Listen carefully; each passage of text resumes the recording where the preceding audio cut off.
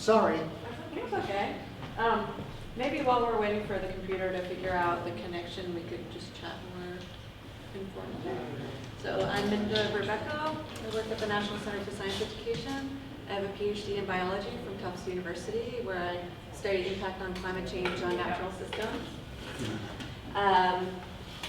I was really into forests at the time, and then I did my postdoc in agriculture, and then I decided I didn't really like being out in 120-degree weather in the Central Valley all summer in vineyards where there's no shade, although hilariously trying to find shade under a vine is like a really interesting experience. So I moved into more office culture where I work at the National Center for Science Education. You want to turn off your Wi-Fi? Oh yeah, that's important. Turn off. Oh, interesting. Things much bigger. We're going to see how this goes.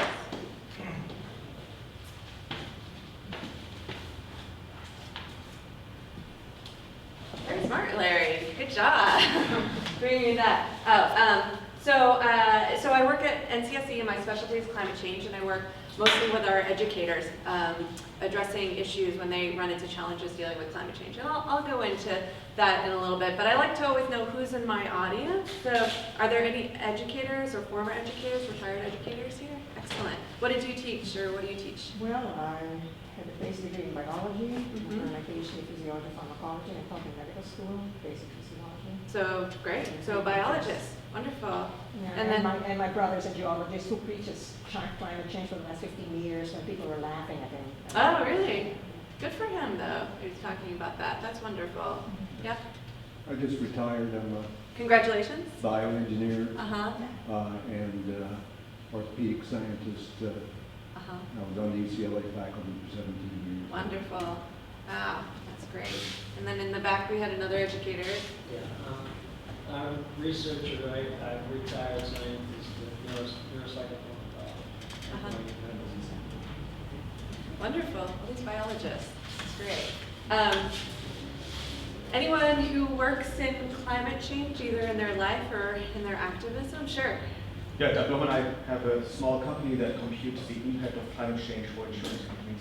Oh, wow. That's So, interesting. yeah, so it's quite, I'm a climate realist, I would say, so I believe in climate change. But I think it's unambiguous, and so I've been doing this for 25 years or so. Yeah, I feel like calculating that for insurance companies makes you a realist really quickly. They are realistic too, let's not get wrong. Yeah. No, it's not everything goes up. We're not, There's it's important to know what it really is. Yeah, it's important to know It's very where complicated, it's Yeah. not just everything gets worse. there's lots of interesting changes and Yeah. stuff. Yeah. Yeah. We're not going to get so much into that right now, but if folks are interested, I'm sure you have some good resources, and I do as well. So we're going to talk mostly about the educational piece, but yeah, there's some really interesting stuff in that. Okay, well, great. Thank you guys all for coming. I know it's a gorgeous day today, so I appreciate you taking the time to come inside with me. So the folks who work at NCSC, so our executive director, Anne, and then we're actually a really small group. There's only about, there's 7 of us photographed, and there's about 10 of us total that work there. So we're a small group, but we work really hard to make sure that science is being taught really well, especially the stuff that's socially contentious. So, yeah, folks probably are familiar with our former executive director, Jeannie Scott. Who's familiar with her? Oh, okay, a couple of people. You know what I forgot to ask? Is anyone here a member of NCSC? Oh, wonderful. Okay, good. All right, so you guys already know.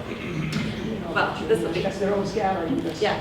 So there's new stuff to tell you, so don't worry. But so Jeannie started with the organization in the early 80s, and when there were attempts to bring creationism into public schools, so that's when the organization started, and it was really a loose-based group of scientists who were concerned that the next generation of science-savvy citizens, the next generation of graduate students, were going to be coming in not knowing about evolution, but hearing about creationism, and that was a deep concern to them. So obviously they resolved this issue, and they could pack up their boats and luggage and go home, but that's not the case at all. We're still around today, and we're still dealing with evolution. This is one of my favorite photographs. I don't know if you can read the sign. It says, "Evolution is blind faith disguised as science." There's a man there. He's got a blindfold on that says evolution over it. And there's a giant table with DVDs and books and all kinds of stuff for giveaways. Where did I take this picture? It was actually in Georgia, but it's a reoccurring event, so I don't want to blame Georgia for this because the last time it happened was in DC. So it happens everywhere, and Colorado was another location. So can you guess what conference this was at? It's a rotating conference, or moves around. Creationism conference. It would make sense if it was a creationism conference, and I certainly would feel a lot better about it if it was. This was at the National Education Association meeting. Oh, wow. For those who aren't familiar, sounds like by your sighs of disgust you are. They're the largest union in the country. They represent teachers across the country. They're a very powerful organization. In their exhibit hall, they have exhibitors, and one of their exhibitors are the creationists. And they give away piles of DVDs, books, all kinds of posters, all sorts of things to teachers to then disperse across the country. And these aren't just any teachers, they're the union leaders. So these are like really active teachers who will bring this stuff back. Ideally for the creationists, they'll bring them back and distribute to all their science teachers in their areas. It's all giveaways. It's all free. All free, so you can take as much as you want. Yeah, so we're still dealing with the evolution thing, to say the least. But in 2012, after several years of dealing with evolution, we started talking about climate change. And the question is, why climate change? And one of the reasons why is that we saw a lot of the same issues that were rising in education with evolution were coming up with climate change as well. And that was really troubling to us. And one of the biggest places where we saw these issues come up was in these things called Academic Freedom Acts. So these are bills that started in about 2004, and they essentially target specific areas of science which the authors of the bill find socially contentious. And so those areas of science should be debated, whereas other areas of science should not. So they initially started with just focusing on evolution, and about this time they started focusing on climate change. And I'll show you one of these bills so you can see what I'm talking about. Oh, so welcome to Academic Freedom Acts. So this is going to be hard to read, so I will read it to you. So the first of these bills showed up in 2004, and I'm not going to read you the whole thing, but I'll sort of read you the first part of it because I think it's interesting.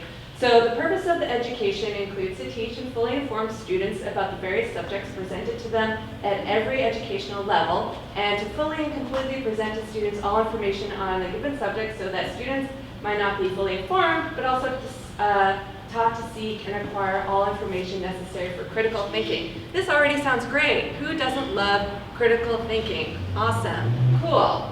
But not all subjects consist of positions fully agreed upon by the academic community. Okay. But there exist various viewpoints, interpretations of evidence, and theoretical positions. And that's when we start getting into, okay, so what are those things? And so then you start getting a little bit concerned, and then they go on and they talk about critical thinking, and everyone loves critical thinking, and isn't that wonderful? So what are the areas of science that are deserving of this extra attention? Could you guess what it is? I have no idea. Evolution. And what is the alternative position on evolution? Dumbness. We have one vote for dumbness. Ignorance.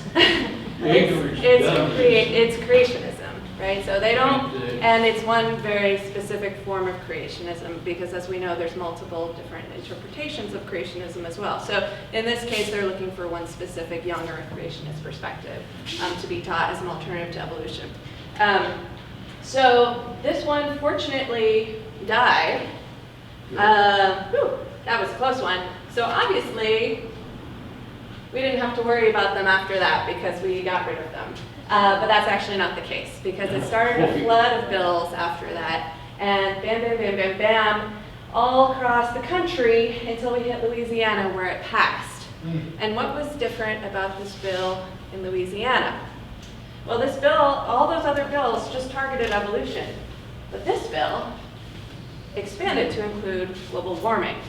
So they sort of expanded their tent, as it were, so that they could pull more people into supporting this bill. They also address, so they have, let's see, biological evolution, chemical origins of life, global warming, human cloning. Who's done a human cloning lab in their class? Has anyone done that yet? Not yet. So it's not really in the standards yet, but that'll be fun. I can't wait until we do that. So these are the areas, and so by expanding into, let's just do a checkoff list of all those potentially socially contentious topics, we can suddenly pass this bill, whereas the main purpose of this bill is really to attack evolution. But that didn't matter, because our concern was, gosh, we start seeing these bills that are including not just evolution now, but the same tactics are being used to attack climate change as well. So that one passed, but then obviously that was the end of it, right? But that's not the case at all, because there were many more after that as well. Until we got to Tennessee, and Tennessee passed as well in 2012. And again, what did Tennessee's bill have in common? Well, it also had evolution, chemical origins of life, human cloning, and global warming. So that was an expanded effort. There's been several attempts to pass the bill since then. The Tennessee one in particular got a lot of national attention, and so they haven't been able to successfully pass any similar bill since then. And it's, in a lot of ways, is sort of losing some interest. So we see a couple that arrive each year, but not as many. So that would be great and wonderful if, okay, we're all set, we resolved that issue, passed in 2 states, but then it got so much public attention and so much of a negative reaction, it's not going to pass anywhere else, and we can all go home. But that's not the case at all, because that's only one way that folks are trying to undermine science education. And another way is science standards. So before you fall asleep, because you're like, this is incredibly boring, science standards is probably the thing that people like to talk the least about, and I totally am the first to admit that. They're so incredibly important, and I'll walk you through why.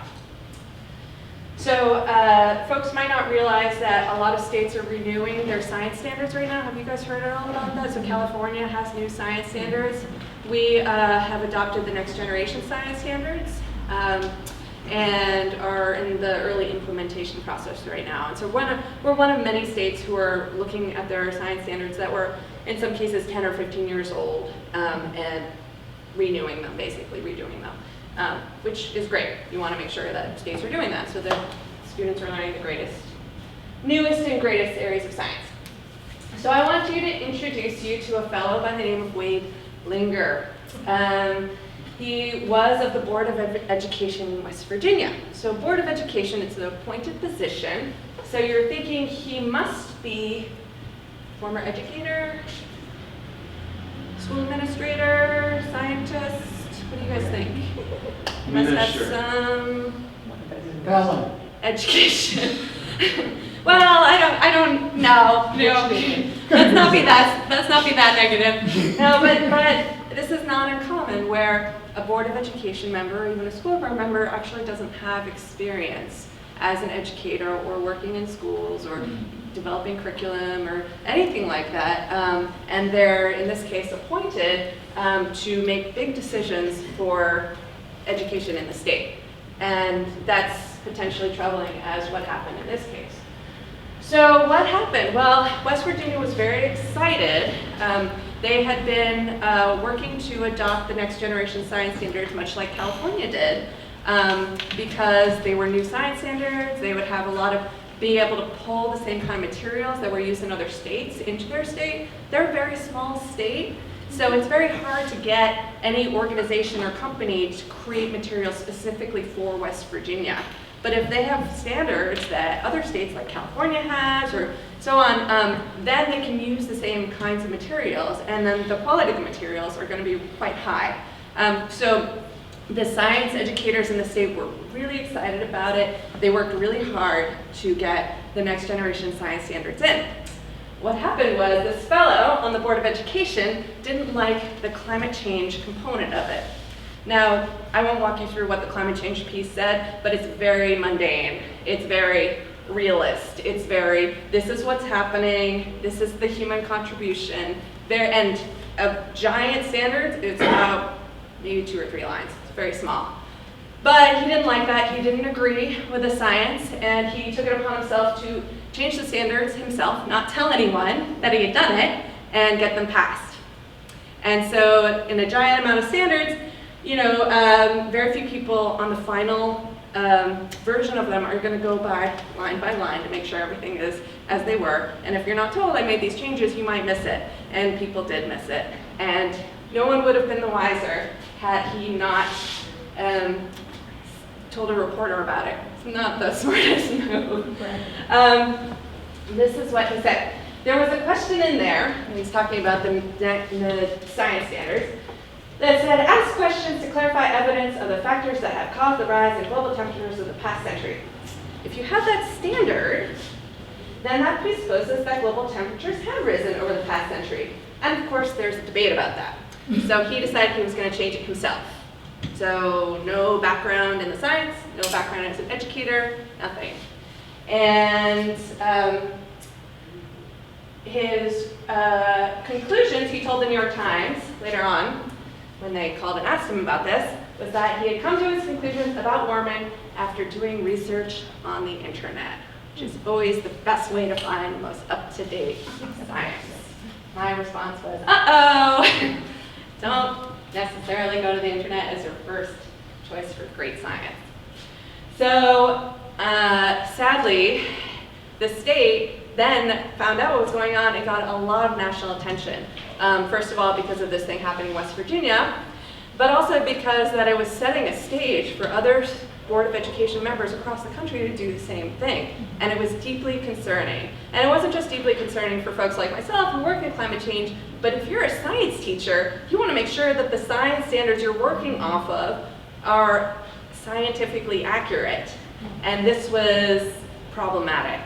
So West Virginia did in fact have to go back and fix what he had changed, fix the errors. And it was a big hassle, and it was, you know, in a small state like West Virginia, it caused a lot of grievances between folks in the community. So it was very unfortunate. And so you would hope that that would be the only time that it ever happened, but that's not true at all. Next generation science standards and anti-science standards have been a big issue nationally these past couple years.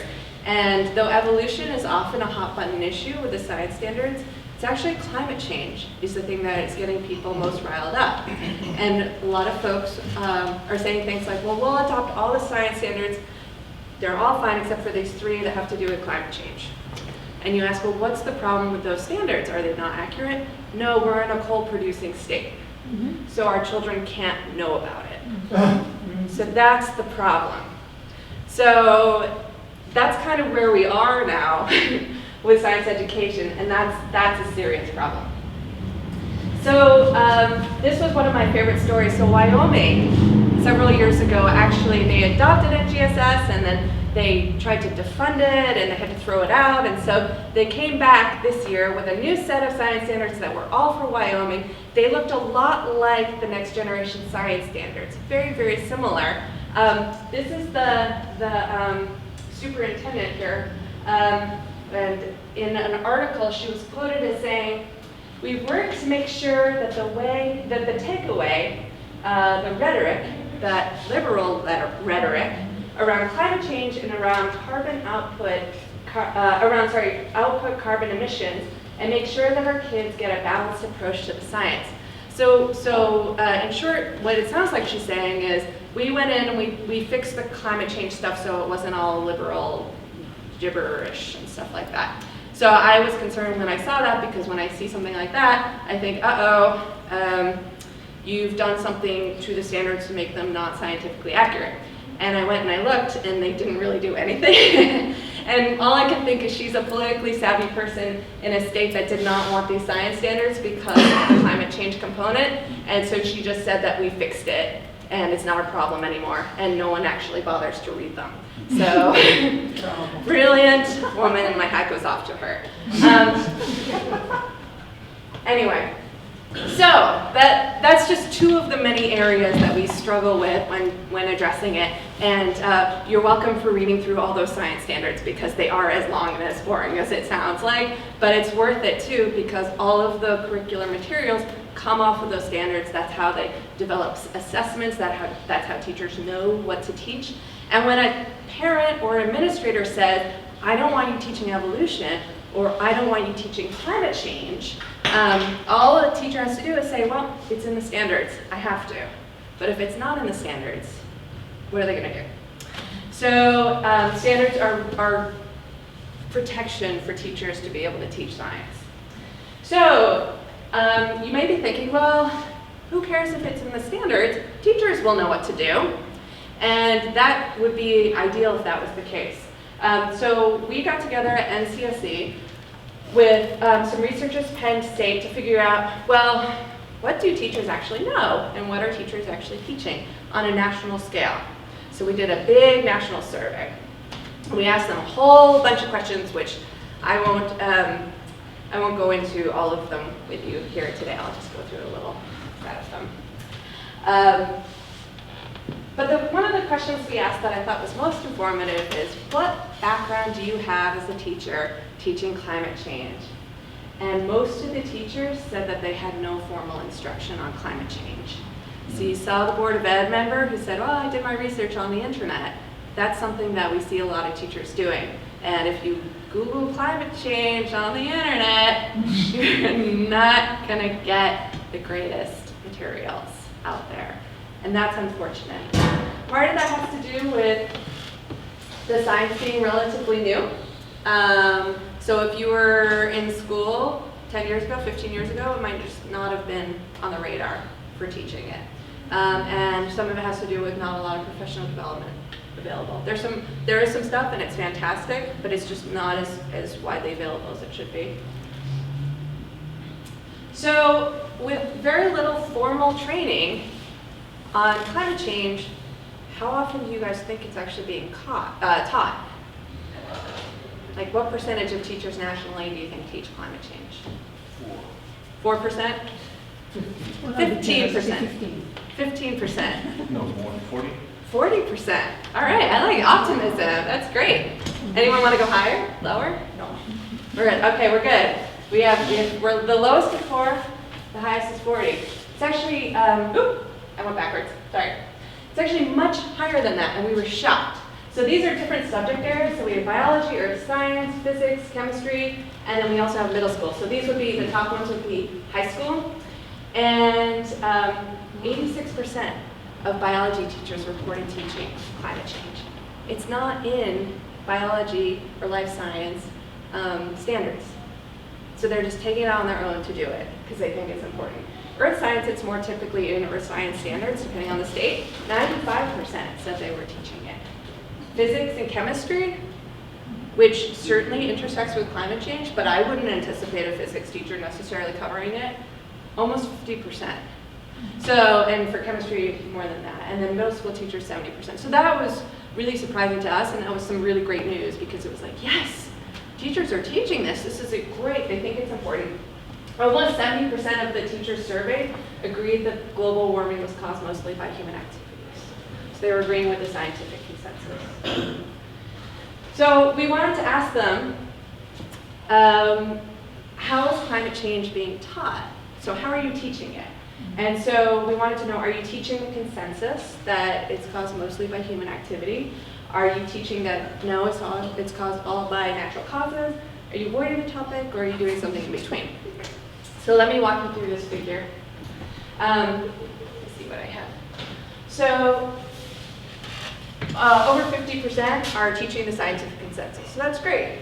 And 10% are teaching that it's only natural causes, humans have no effect on climate change. So that's not so great, but that's a small proportion. And 5% are avoiding the topic. Not super keen on that, but also a small proportion. What was interesting was this 30% that's giving mixed messages. And what mixed messages meant was that I'm teaching that it's mostly caused by human activity, and I'm also teaching it's mostly caused by natural causes. Mostly. So that's a little bit of a head scratcher. Okay, how can it be mostly both? And keep in mind that 70% we're still agreeing that, yeah, it's being caused by human activity. So these numbers aren't really matching up. And so we thought, well, maybe teachers aren't really aware of what the scientific community is saying. So maybe they think, well, it's just my opinion that climate change is caused mostly by human activity. But scientists are debating it out in the scientific realm. And that seems to be the case. Not even 50% of any of these topic areas, the teachers, were aware that scientists understand that climate change is caused mostly by human activity. So they're not aware of the scientific consensus. And what was also really interesting is that their political ideology affected their awareness of it. So let me walk you through this figure. But basically, on the y-axis, we have the percent of teachers aware of what the scientific consensus is. And on the x-axis, we have, this is actually, I believe, from Pew, who does several polls. So their way of sussing out your political ideology is asking these two questions to figure out if you're more conservative or if you're more liberal. So more conservative, the way that they sussed that out was it's not the government's business to try to protect people from themselves, so that's over here, more conservative.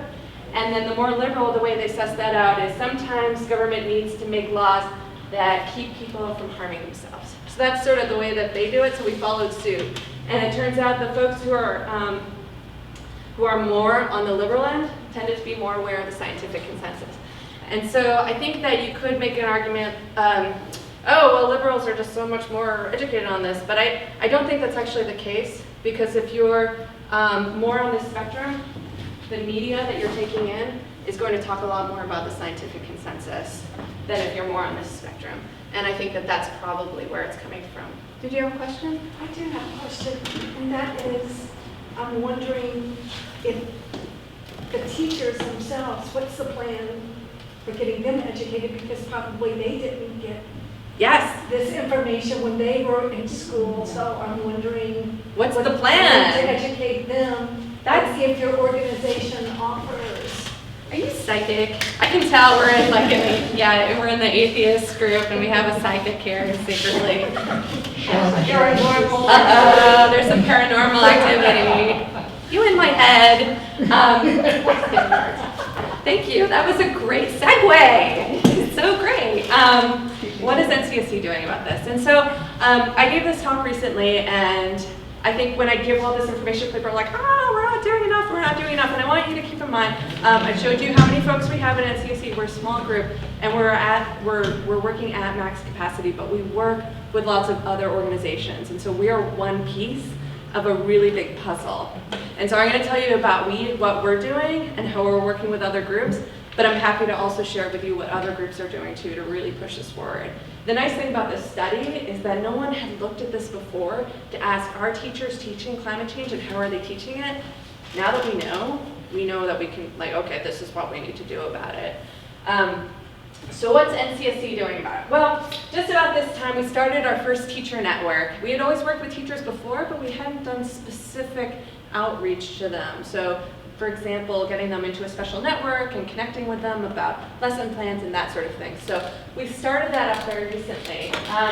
And it was a way to open a gateway to connect with these same teachers who were in our survey, ask them how they're teaching about climate change and evolution and what challenges they're facing. And so the first survey that I sent out, here were some of the responses, which were a little hard to hear. So most of my colleagues shy away from teaching evolution. I do have a physics math teacher colleague who teaches intelligent design. In addition to administrators, I have also had pushback from local community religious leaders and fellow teachers. Indeed, I've had a principal forbid me to teach evolution and actually took away resources from me. It's a drag here. I've received pressure to not teach about human causes of global warming from parents and fellow teachers. Can you imagine what that's like, having a colleague tell you that? I had a parent place a book against evolution anonymously in my school mailbox. And almost always, when somebody has a remark like this, they ended it with, "That's okay, I'm now at a new school." And that's bad, because every time a teacher gets pushback for teaching about something, if they run to a school where the student body is going to be more supportive of them, then they're not teaching the population that really needs it the most. And so when I saw that, I was like, okay, we need the teachers to stop leaving their schools. We need to figure out a way to get them to stay where they are, but feel supported to do so. So we went back to them and we said, okay, what can we do to help you? And they asked for resources, which we can certainly provide to them, professional development opportunities, which we've been doing ample of, and funding opportunities to get resources for their classrooms. But the other thing they said is that they wanted scientists in their classrooms, actual living, breathing scientists physically there. So we launched a program called Scientists in the Classroom, where we are bringing early career scientists, so graduate students and postdocs, into classrooms to work with teachers and their students to address climate change. So here are two of my scientists right here. 1, 2. This is for an elementary school class, and this is a high school biology class. What do you notice about my two scientists? Young. Women. They sort of break the mold. Not all of my scientists are, but certainly that they are representative of graduate students and postdocs.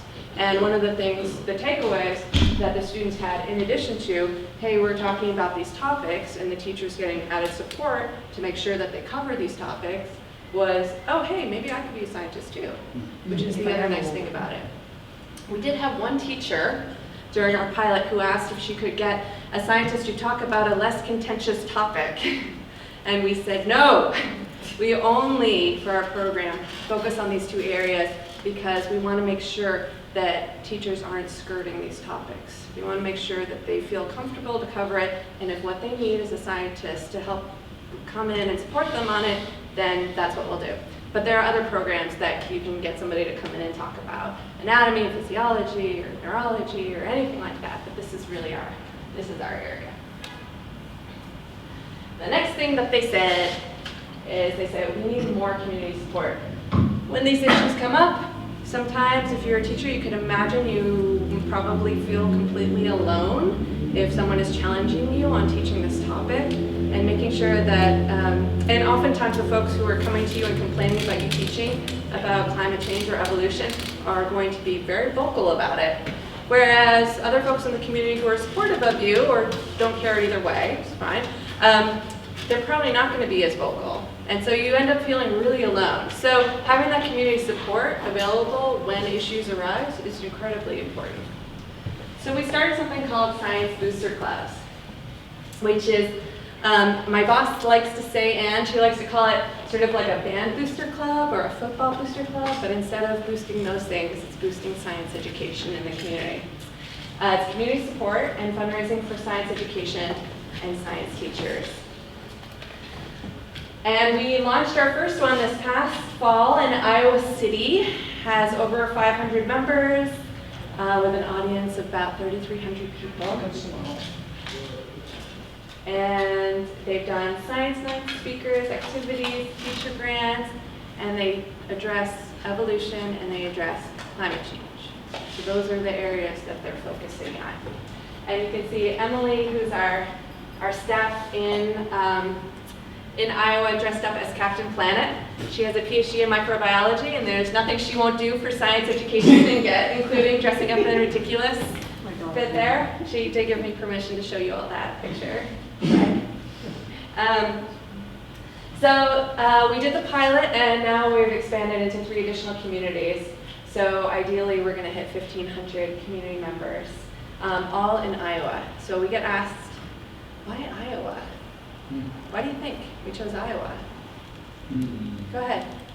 I lived in Iowa for many years. My late husband was a full professor of mathematics at Iowa State, and our daughter went to Iowa City for her after graduating Ames High. And for years we were told Iowa set the standards for elementary and high school education for many, many years. Many of the best were developed there. Best in the country. Yeah. My children are lucky to go to the public schools of Iowa. They got Do you know where science education in Iowa is now? It's since you left? It's gone downhill. It's gone way downhill. Way Especially downhill. at Iowa State, I'm not there anymore. Yeah. It's very, very disappointing. Yeah. So they used to be, what, would you say the best in the country? Among the best. Among the best in the country for science education, and has substantially gone downhill since then. So that's one reason it's a great place to start pushing for this sort of thing. In addition to, I think if we were to set up shop here in Berkeley and do a Science Booster Club, we get a lot of support, but I think people would say, well, that was really easy, good job. But going to sort of the middle America, where we're trying to do a lot of our work and attempting to pilot our program there, I think is a better test of whether or not it'll be successful. So you have to stay tuned for it.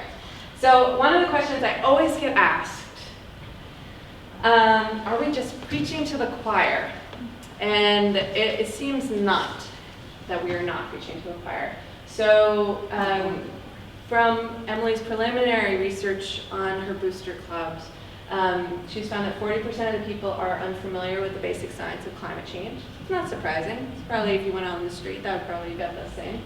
People have gotten angry at her for talking about climate change with kids. It's inappropriate to talk about it, you'll scare them. I saw that expression. It's shocking. She's had young Earth creationists pop up at the local science center, some interactions with them. And when she initially attempted to engage with teachers in Iowa City, she was told by school administrators that evolution is a touchy subject and it's political in nature, and so please stay away. So yes, I see you shaking your head. I'm sorry to bring you bad news about Iowa. Well, We're working on it. Since 1968 up to 1991, so Yeah. Yeah. I've been facing this for a long time. Actually, so when you said you left in 91, so One of the reasons I left was because I couldn't take it anymore. Yeah. The politics was getting a redder little and too redder. crazy. Yeah. So that's actually, my It's gotten understanding worse is that's since when then. the decline really started happening, was in the 90s. It's unfortunate. Hmm. So our goal is really in keeping with what we've always done at NCSE. We don't antagonize, we don't avoid, very straightforward, very candid, but we want to make sure that we're working to educate. And so that's a lot of what we do. Iowa is a nice place to do that because people are so friendly there. So even if they don't agree with you, that's probably, I'm sure that was part of your experience too. Very friendly. It's amazing. So I'm assuming you went to the Iowa State Fair when you lived there, is that right? Oh yeah, and there were so many jokes on the Minnesotans because what did they say? What is a tractor in a cornfield in Iowa? The Mhm. Iowa State Fair. Well, I'm going to get to travel out there this year in a couple weeks because we're going to do a big event with the Science Booster Club there. So I'd it'll be like my to give first time. you some addresses and phone numbers of my yeah. friends who are very interested in this. Oh, that would I be think they great. would enjoy meeting you. Yeah, that would be wonderful. That would be great. So we'll see. You know, I think that this is an element of science. It's a little bit of, this is our hypothesis. We think it's going to work, and we're going to have to see. So more soon. Hopefully the next time I come back and talk to you, I'll have some really good news for you guys. So how can you help? Well, certainly getting in touch with your friends in Iowa would be great. But if community members are interested, we'll be expanding booster clubs more widely. If you know any graduate students, they can join NCSE for a free one-year membership. It's very exciting. And learn more about us. If you have teachers in your life, you can encourage them to sign up for NCSE Teach.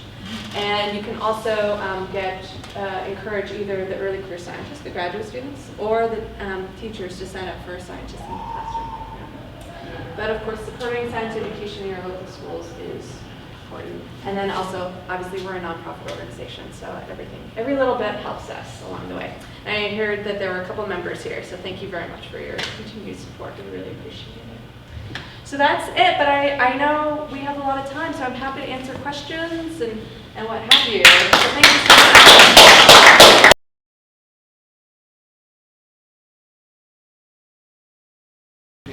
Thank you. And why don't you go ahead? Okay. Thank Well, I'm you. happy to answer any questions. Sure. Yep, in the back. Hi. Oh, yeah, absolutely. Something has occurred to me as I've been observing, Thank you. I guess what you might say, a lot of controversy over is there climate change, isn't there climate change, is there a consensus? among scientists, or is it not? And it seems like there's people all over the place on that issue.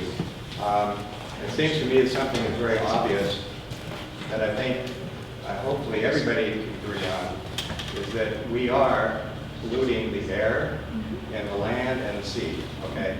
And this pollution has all kinds of consequences for our environment. You look at Beijing, China, they can't even breathe the air with it. So my question, and something that occurred to me, to avoid the pushback and controversy over are we creating climate change or not? Right. Would it be sufficient to teach children and other people that we are polluting the air, land, and sea, and that therefore, if we stop doing that, it's going to improve our environment, and if it is causing climate change, great, then climate change will be reduced. So is it sufficient to teach that we're polluting the planet without making that, insisting on that link to climate change, which some people have trouble They really with. struggle with it, yeah. So would it be sufficient to just focus on the fact that we're polluting, and I think it's easier perhaps to prove that. Yeah. I mean, we can all see we're polluting, but Yeah. what do you think about that? Well, it's interesting you say that because I have a lot of thoughts about it, and it's certainly something that's been approached before.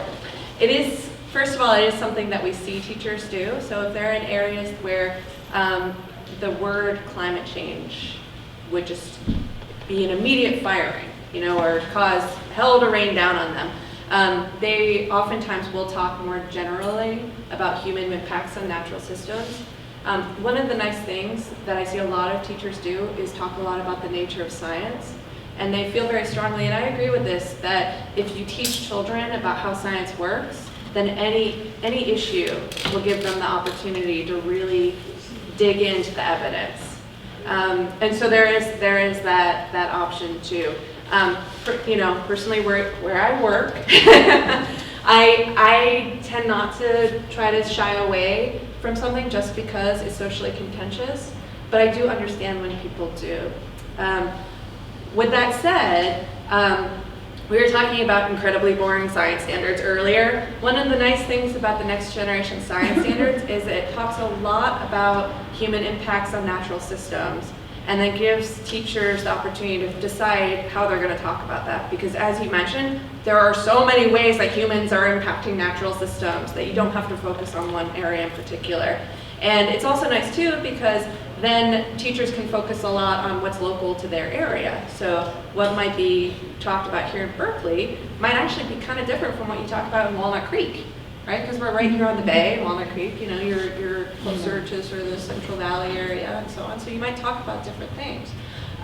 So it does give that flexibility too. So to answer your question, yes, that is an option. I wish that we didn't have to do that though. I wish that we would just be able to teach the science and not, even when it's contentious, and just be respectful of what the science teachers know and understand, and making sure that they're well equipped to do so too. There are other questions? Yeah, sure. As a former high school teacher, Yeah. I have to be a little skeptical about how your solution, taking a university graduate Yes. student Yes. and plopping them in a high school class, Oh man. there's a gap there. Oh, There's yeah. a lot of work missing. What's- Please tell us more about how you prepare these graduate students to work in the classroom. Yeah. So what's the problem that you're thinking right off the bat? Like, what do you think is going to happen when we throw They're a going to grad pop over student? the kids' heads. Yeah. Bore them to tears, Yep.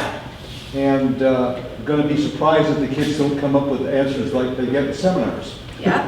That's true.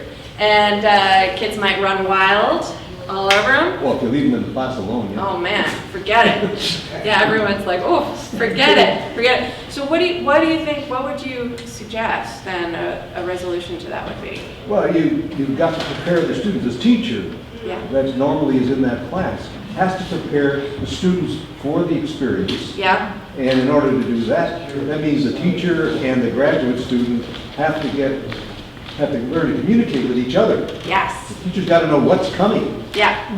and there has to be a lesson plan. Yeah. So that is exactly one of the biggest concerns that we had, and what we work really hard to try to make sure happens. So I'm so glad you brought that up, because actually the reason why we choose graduate students and postdocs is because they're still in a very young learning stage, and they're used to actually, asking professors, how do I do this, and so on, and they don't maybe have as much, I don't want to use the word Arrogance. arrogance, yeah, sure, that's fine. Whereas maybe an older faculty coming in might be like, I know this stuff, stand out of the way, teacher, I know what I'm doing. We really wanted graduate students who were a lot younger or a lot earlier in their career get exposure to, first of all, what's happening in the classroom, but also be mentored by the teacher on how do you talk about this stuff. And I think that one of the things that they find most surprising is exactly how hard it is. Well, this is going to be easy. I'm going to talk to a bunch of 10th graders about my research on, frog evolution or something like that, and then it's shocking. So on the one side we do it to support the teachers. On the other side we're doing it to expose early career scientists, because even if they don't go into teaching later on, you better believe they're going to remember that classroom. They're going to remember that day, and that's definitely what we're finding. Any Seems other? like the kids would be able to relate to someone younger too, That does help too. Yeah, having somebody younger. Who's like a big sister and like a mother. Yeah. Sure. Go ahead. How do you talk about it without scaring younger kids in particular? That's one of the reasons I came. Because Oh, I'm sure. around a lot of kids, and sometimes things come up. Yeah. Are you teaching with? No, but I tutor little Uh-huh. kids, and I have neighbors, little kids that have talked about watering the Uh-huh. lawn, and and told me not to water my tree one day. Oh, okay, because And- of but where I- the drought well, is not that the it? tree, and I Yeah. said the trees are good because I don't want my tree to die because Yeah. of the oxygen, and Uh-huh. Well, I think that's an interesting question we get a lot. We work mostly with high school and middle school students, and that's usually where climate change intersects, because there is this age So it's appropriate. not so much the little ones. Yeah, there is this age appropriateness component of it. But there's a couple of things that you can do with that said. First of all, the younger ages are really when you're trying to set the groundstones, basically, to build up to those higher concepts. So in kindergarten, we start talking about the difference between climate and weather. So those are really basic things that you can start talking about, even if you're not talking about climate change in particular. One organization that I absolutely adore is the Alliance for Climate Education. Has anyone heard of them? They're national, but they do these school assemblies where they talk about climate change. And it's for high schools and sometimes middle schools, but mostly high schools. And they go through all the science, they go through all the challenges, and then they talk about what students at that school can do to affect change. And so that's one of the nice things about climate change, is that it can be really empowering for kids too. It's like, okay, well, what are you going to do about this? And so that might be another way to address it. It's like, yeah, it's a big problem. It's concerning. But there are things that we can do, and let's talk about those things. Go ahead. I was reading your newsletter back there. Uh-huh. In some school districts, parents are allowed to take their children out of a class that they teach climate change. What reason do the parents give for not wanting their children to learn about climate change? It's political. I'm stupid. Liberal crap. Yeah, liberal crap. Yeah, I don't want you to learn Al Gore's science. So that's often the argument. Is it a religious thing? No, I don't think so. I think it's just that they argue that this is political in nature, and I don't want my kid to learn about it. I know you're making a face like, how is that possible? And they probably maybe don't want the kid coming home and lecturing them and stuff. Like I remember being I forget when it was, when in school when all the anti-tobacco stuff was going on, and then I'd come home and try and tell my mother who smoked, Yep. And she would just be like, believe it, Yeah. Yeah.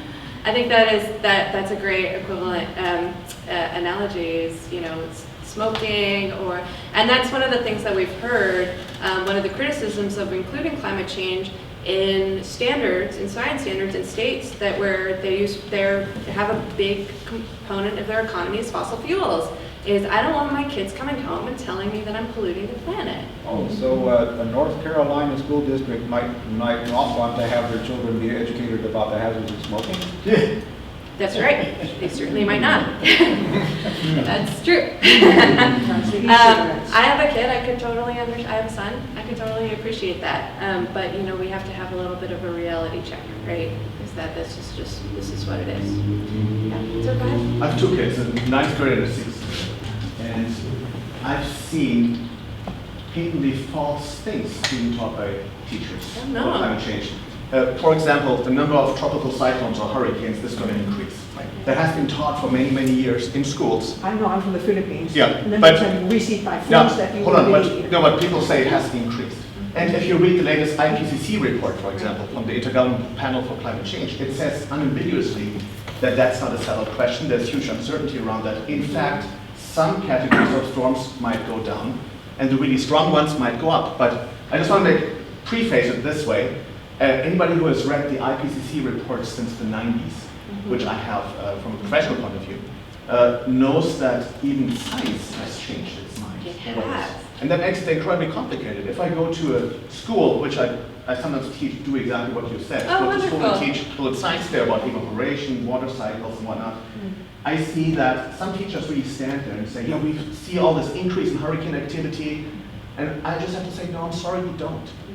And let's, if you want to do science right. Treat it as a hypothesis. Teach people the importance of having a theory and trying to disprove the statement. So I've seen huge progress in that area, but I see many, many teachers who actually do not know what the actual science is. And that's why I welcome so much what you guys are doing. Yeah. At the same time, I know that science sometimes is wrong and can be disproven later, and therefore, what is the steady ship here? The big oil tanker, in some figuratively way, that puts us on the right path and forgets all the wiggles that go up and down, and that comes to the scare thing that you mentioned as well. If I pick anything from the current IPCC report, I can scare any kid picking certain parts of that. It's easy. The world's going to go down, we're going to pollute the rest of the world. How you keep the science steady, make sure that people actually approach it scientifically, and at the same time give them the feeling of empowerment, that they can do something about it themselves. I find that incredibly complicated, so I'm It is hard. Yeah, I mean, this is the magic of school teachers, you know, and I'm so sorry that you went to classes and you saw things that were taught not accurately. If you recall from my slide where we asked the question, how much formal education have you had in this? Yeah. And it was like, none, right? And so if you go on the internet, and even on you know, on the side, folks who are very supportive of the science of climate change don't always have the correct information. Yeah. And sometimes that information changes. So what we know And the teachers are more prone, and I worry about climate change significantly. of course, They- given they- your job. Yeah, and the ones that worry more, they seem to over-dramatize almost, Mm-hmm. which maybe we should to some extent, I don't know, but they certainly Make it big. are, yeah, but they certainly are prone to pick out the bad things, which there are many of. Let's not get carried away for it. It's just a little down the road, no it's not, but it would be interesting for me, how do you keep that knowledge where you say, well, this is what we learned so far without going overboard, and or how do you not over dramatize it, or at the same time keep the important part of it? You know, and I think this relates to the question of how do you not depress kids, right? And it is very hard. And I will say that, you know, even when we ask teachers, you know, who are teaching it, how much are you addressing climate change? And so some teachers will devote up to a week for it, which is wonderful.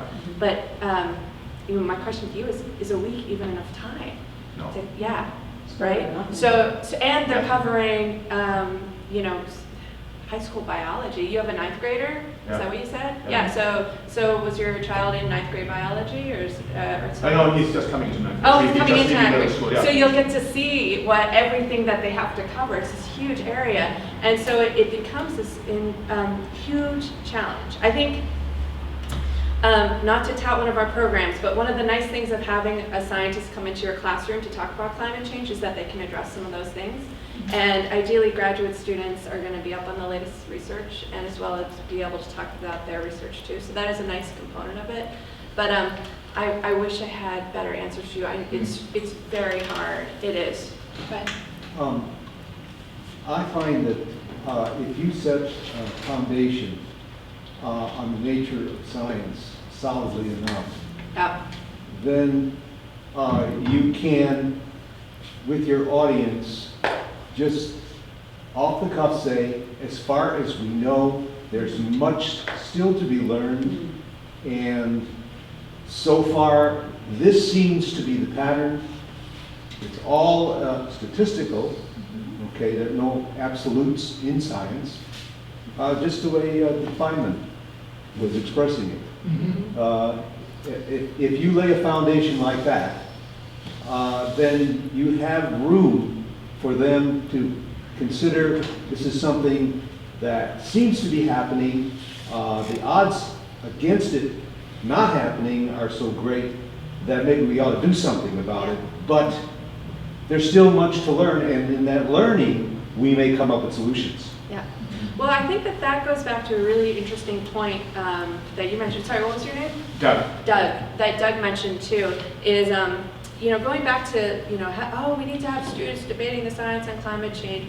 What do we want them really debating? Do we want them debating its sun cycles or its human activity, or do we want to be answering that question about effects of on cycles, right? And for your job, what's going to be really important to you is knowing, okay, are cyclones growing up?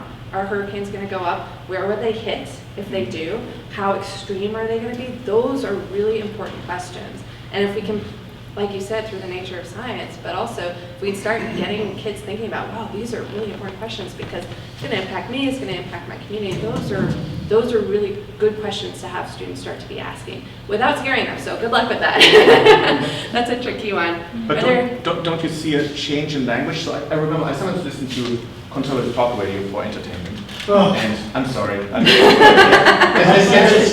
so people will sometimes say about climate change and evolution, oh, it's just a theory. Yeah. And that makes my hair stand up because I think, what else do we have but facts, observations, and theories? Theories is one of the highest, should be held in the highest regard in science. It's the epitome, it's the Olympus of scientific thinking. And just to change the language, make sure that people actually know, if it's a theory, everything revolves around that. And that's why I still see in kids going wrong when they just dismiss, oh, it's just a theory. The way we speak about it in normal terms. Maybe we need to make a new word. Yeah, exactly. We need a better word. Yeah, it's the same word that's used as a dismissal in public life, and it's in science, it's the most important part. I think that's a really good point. Yeah, go ahead. Well, back in, I think it was 2004, when we were in the heat of another horrible campaign where I couldn't believe who was elected in 2004, and I said, I'm done with this political stuff. I saw a Berkeley bumper sticker. Don't believe everything you think. That has been the core of my behavior. Just because you think it doesn't mean it's true. Yeah. It's plausible, Yeah. but doesn't mean it's true. You still have to look behind and see what possibly could be weighing against what it is you think is true. That's a good point. So don't believe everything you think. In other words, don't believe your theory. That's right. But theory is something to hold in high respect. Yes. And the theory of evolution can be tested. Yeah. And the theory of climate change can be tested. And can be supported with facts. There's a fact, I mean, it's not intelligent falling, it's actually gravity. So there's a theory and you can test it. Exactly. It's, Put up a hypothesis and throw everything at it. Yeah, exactly. And see if it will stand up. yeah. That's what you call a scientific. Evolution is just a theory. Yeah. Yes. Yeah. Did that slide you showed us earlier that said evolution is blind faith? Yeah, Did disguised they- as did they science. say did they say evolution is just a theory? No, they said evolution is blind faith disguised as science. They didn't say it's just a theory. No, but that's, I mean, I think that they had stickers that said that, so You hear it's it. a common one. So is Yeah. creationism. Creationism is faith, Yes. but so how can they go and say the other side is faith? You would have to go and ask them. It says in the Bible. Yeah, sorry, in the back, go ahead. One of the most memorable experiences I had in grammar school in 7th and 8th grade was when the teachers sent us off to do original research. and let us loose in the library. Mhm. And of course, back then we didn't have the internet, and it was fascinating. They would give us a topic and have us go do our own research. And I'm wondering if you have thought about that with respect to augmenting what the teachers are teaching and actually having the students go out and doing Totally. their own research. Yep. I thought that was the beginning of my critical thinking, Yep. and it was an amazing experience. I thought that might be helpful here. Yeah, well, actually, so it turns out that that's a time-tested technique.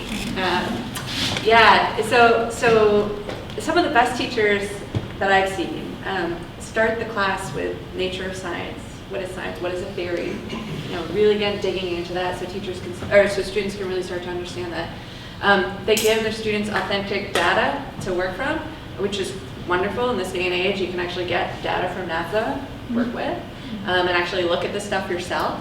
And they can also set students loose to do research projects, absolutely, and that's wonderful. I think sometimes you need to know your student body a little bit, how much flexibility should you give them? Are they just going to go on the internet and look up blogs, or are they going to actually, they might need some guidance. It's a little different.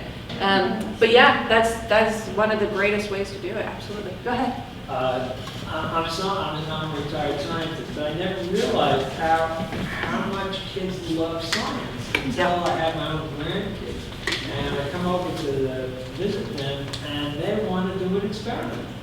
That's the most exciting thing that they want. And they're talking 3 or 5 year olds. Yeah. I mean, if you can get them and really show them how to do it at that age, I think Yeah. it's a win-win. It's interesting. We could get into a whole other conversation about elementary science. Until recently, I was on the board of the California Science Teacher Association. One of my colleagues there, her focus was primary education. She was an elementary school teacher for years, but her focus was science, and that's not the most common thing. Oftentimes, elementary school teachers don't have the background in science, which is too bad, because that is a great time to get kids really interested. Sometimes it's just a confidence issue, sometimes it's just a time issue, but yeah, that's a great time, really young. They're so inquisitive yet. Yeah. They haven't had their curiosity slapped down by well-meaning adults by the time they reach 10. There's this great program, have you guys heard of Education Outside? They're in the Bay Area, and they do schoolyard gardens, but they integrate it with science lessons. And so, you're playing in the garden and you're learning about photosynthesis, and you're in the garden, you're learning about biodiversity, and all these different things. And so they sort of attach themselves to schools and build little schoolyard gardens and then do science lessons around that. I thought I heard you say that you felt, correct me if I'm wrong, that you felt like the major objections were political. They tend to be. And I was just thinking, though, aren't some of those political objections based in religious beliefs? Yes. The other way For around. climate change or for evolution? Evolution and both, really. Yeah. It's, So that's an interesting question. So for evolution, a lot of the challenges that we see come from our religious in nature. With climate change, we've seen it more political ideology, but as you probably can guess, oftentimes those things are pretty closely related. So if you're very religious, and you're in a religious community, then you're probably going to have the same political persuasion as the folks in your community. So there can be a lot of alignment there.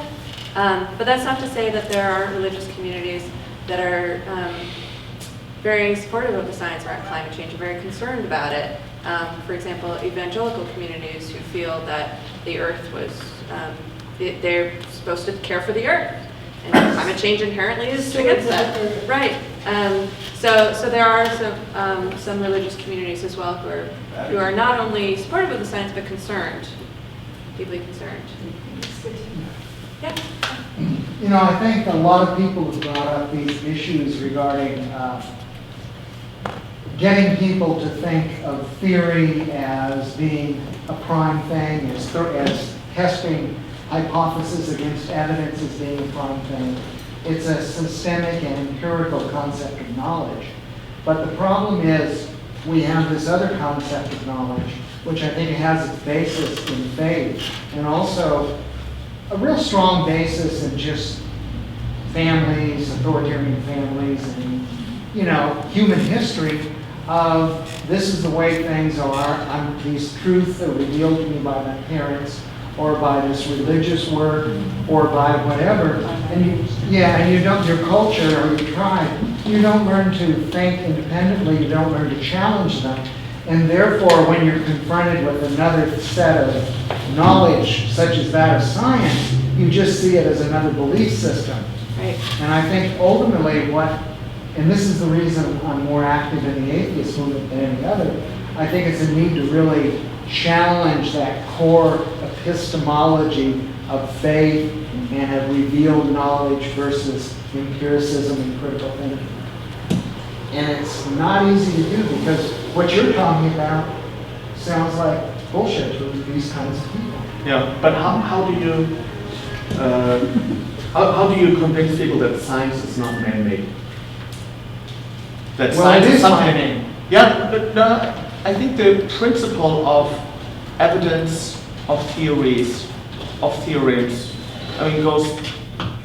I would say mathematics exists outside of the human mind to some extent, and mostly, right? And there's just truth to be discovered by us. And how do we? Because I have many debate about that, where people say, well, science is also just a belief, and I would always try to argue science is more than that. It has testable hypothesis, and you can be proven wrong. It's actually one of the. If you say I was wrong, I'm sorry, or not even I'm sorry, I was wrong a month ago, people congratulate you. Great, but it doesn't exist anywhere else. So I always say, well, there's something outside of us in science. But how do you argue the case? Well, to just say that if we were all destroyed and another race came up behind us, well, they would discover the same things that we discovered because they already exist. That's how I would argue too. Yeah. But they probably created gods in the first place. Yes. Why not? Well, you know, if I could, without raising my hand. No, go ahead. You're good. Dawkins has this little thing that he's talked about in some of his videos where he says he once had a professor when he was in grad school. And this professor had the key, he was responsible for the key theory that basically predominated throughout 20 or 30 years in his particular level of expertise or area of expertise. And someone got up, someone he had mentored, got up at a conference and explained why he was wrong and why this new theory makes more sense. And the professor thanked the younger guy for having done it.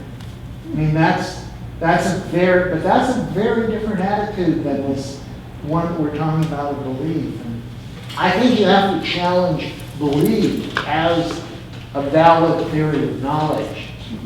I agree. It's a hypothesis. It's like the God hypothesis. You can show evidence against it. But belief, when I talk of belief, it's with a capital B. It's like, you know, Plato's perfect forms up there. It's like, this is something that's truly exists outside of us in some perfect realm. And it was revealed to us by certain people. And it's just, that's the way so many people think. They don't want to be systemic. They want to be direct cause. You know? It's too much work to go and do all Yeah, that. it's too much work. And Your brain gets so tired. it also makes you very uncomfortable with your suppositions. Initially, at least. Yeah, go ahead. Dr. Jerry Coyne has recently put out a book called Faith versus Science, in which he directly attacks the basis of belief, which is what Larry Gittman points out a lot. And I haven't got a chance to read it yet, but I'll get around to it. But that's I think a very important book. In the fight against belief systems that negate science or try to negate science. Because we've heard a lot of times that the idea that faith and science exist in separate work universes and such that they don't necessarily meet in any way. So I think that's a pretty important book to read. Take a look, thank you. All right, well, thank you guys all so much for coming. I really appreciate it.